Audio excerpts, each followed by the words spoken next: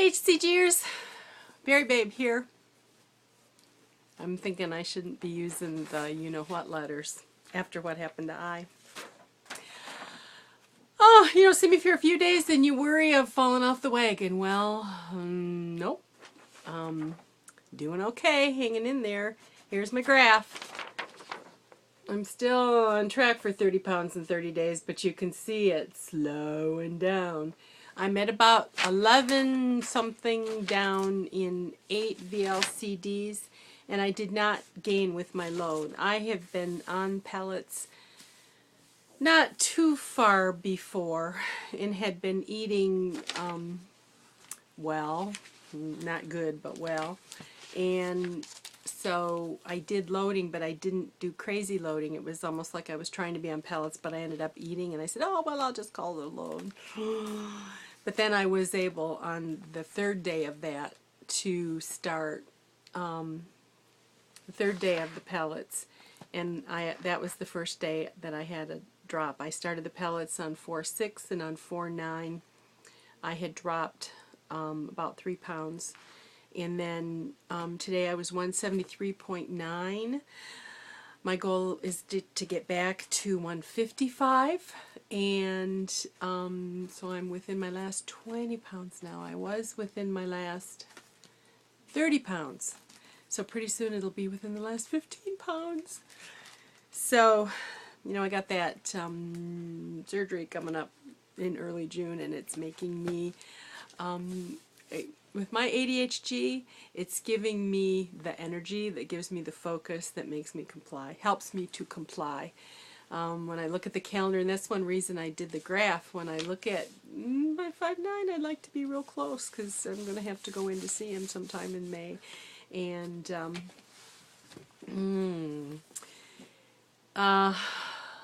I have been catching up on vlogs, and I've seen most of the current ones. I was still trying to go back and pick up some, and I had a whole shitload of I loaded in my watch later. We're taking the brand new trailer out on its maiden voyage this weekend, and the park doesn't have Wi-Fi. The park is barely open. It's only been open like 3 days. It was warm today in Michigan. Don't know what the weekend's going to hold. But, so I was downloading to my phone so I could catch up on vlogs, and it just sucked them right out of there. So, loss for me, too. I'm thinking of all the music that she did for us that we've lost. I'm so sorry. It's like a death, almost a death in the family. But we've still got the original. There's been so much going on in the vlogs, and Andy did one on simplicity, and I'm a pack rat by heart, and I married a pack rat, and as an ADHD counselor, and I've worked with adults, it's kind of like, is it the blind leading the blind? I own a multitude of books on organization. And two of the books that particularly caught my interest really didn't have to do with, clutter in your house. There's a online personality, her name is Fly Lady. You may have heard of her. And she has a book called Body Clutter, which she refers to that extra fat that we carry as body clutter. There's also a book by Peter Walsh, who was in Clean Sweep, and he's kind of become an international guru for those of us who strive to be organized and live life without clutter. His book, the one book title is, Does This Clutter Make My Butt Look Fat? So, that whole idea that clutter in our lives can translate into clutter on our bodies.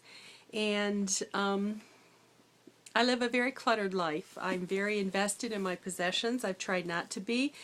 I grew up with a mother, I think, who was very ADHD, very artsy, and so she always had a project going on. So we always bought all the stuff for the project, and then half-finished sweaters, several half-finished rugs, one knitted, one pom-poms.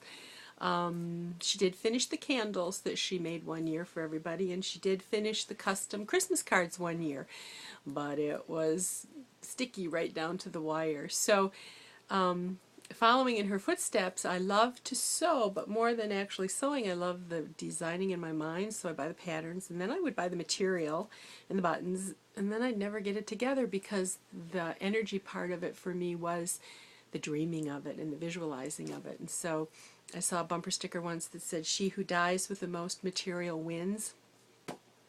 So I'm putting that out there as a confession, but the thing that keeps me from purging possessions is that sometimes I have just exactly the right thing. And my husband grew up with a father who was a veterinarian, self-employed, and he was always puttering and tinkering, and you never knew you needed a part. He would jury-rig something from something that he tucked away somewhere. The only problem is once you hit a certain level of clutter, you can't find the damn thing that you wanted. So if I think of it at the end, I have an X-rated story.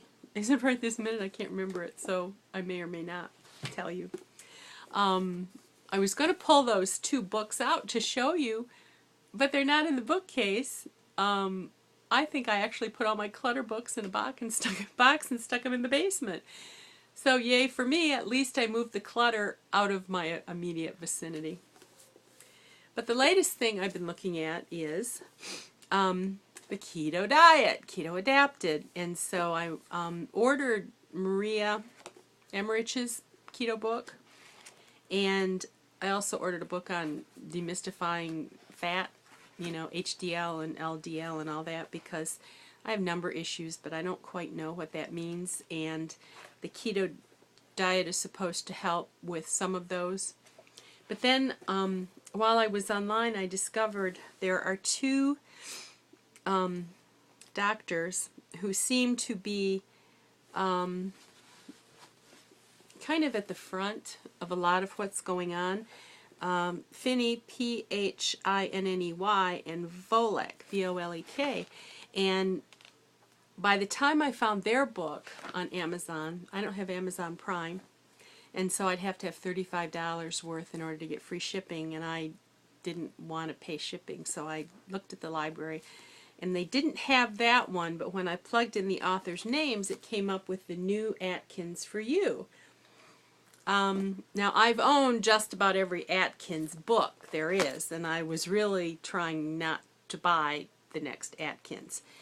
But because it was by these authors, I thought I would start with this. My keto book from Amazon hasn't arrived. But these just came into the library, and we're just heading out to 2 nights in the campground. And usually when we camp, we park and we read, and then we cook and we eat. And I won't be cooking and eating. Not much to do on P2. So then I found on that from the library, and this was the only other one, the ketogenic diet. And this is actually designed for children and others with epilepsy. So I thought, you know, it's my way to ingest and digest every little piece of information I can get my hands on. But then, while I was browsing at the library, on the library website, and it happened to be at my own current library, I found low-carb, high-fat baking. Okay, food porn. So if you need to vacate, chocolate cupcakes. Uses a lot of almond flour. Lemon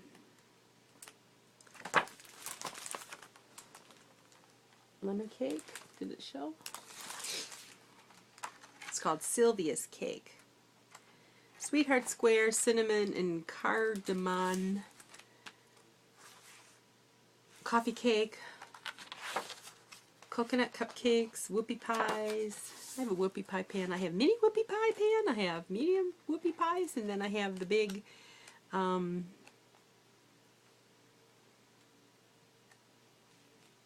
muffin top size. So also brownies in here, and then there's a chocolate lava cake, and it says if you cook it a little longer, it gets chewy. And there is a brownie in here. So I can't do this on P2, but I'm trying so hard to get into that you don't need those carbs mindset. About 2 days ago, I got into some crunchy, salty things. And I thought, how am I ever going to give it up? How am I ever going to give it up? How am I ever going to give it up? And, you know, I don't know, one day at a time, we'll see. But today at school was popcorn day. And I will tell you, Target used to be my go-to place for the best popcorn, but not anymore. These students turn out the best buttered popcorn I've had. And today was popcorn day. And I didn't order any. And I didn't go down at lunchtime and buy any. Oh, God, in the morning when they were cooking it, it smelled so good. It was almost like, you've seen those fantasies where there's a wave of scent and the person is just kind of floating, following the wave. That's the way I was feeling. And I've been fighting like an allergy, coldish kind of thing, and so I'm real vulnerable, tired. Well, then, after lunch, just when you think you're safe, here comes a little basket with about 12 open, leftover popcorns from the store that they didn't sell at lunch. And I come up just as they're taking them out of the office staff room, thank goodness, and putting them in the staff little kitchenette.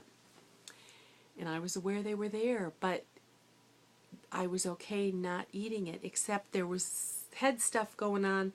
I'd want to eat it. I just want to like bury my face in it like a horse with a bucket of oats, just like cram it in. But yeah, I didn't, and I survived. But I'm wondering if I'm gonna, you know, I have a thing where if I turn it down well on A, by C, I'm compensating. So I'm trying real hard to fight that, and I've been trying to cut my carbs lower and lower and lower. So I'm hoping that phenomenon where you don't really crave it kicks in.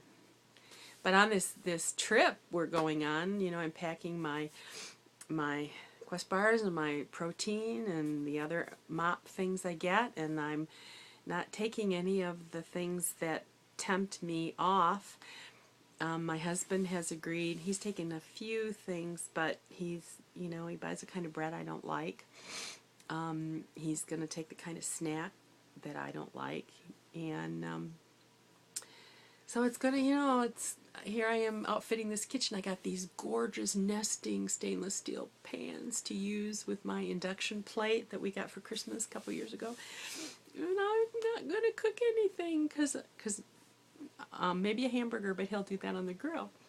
So, but I won't be cooking all the starchy things and all the sides and that sort of thing. So, yeah, it's going to be a little bit different experience. Oh, okay. I'm gonna do this real fast, and this is X-rated. So if you're listening with kids anywhere around, you need to cut it off. This is why I hang on to things. When I was very young, before I was married, my husband had collected Playboys, and it was time for his bachelor party, and he's a nerd, and all his friends were nerds. And this was back in the mid-70s, where you had to have V8 movies. And so, oh, I'm going to run out of time, so you're going to have to wait for the story another day. That's all for now. Bye.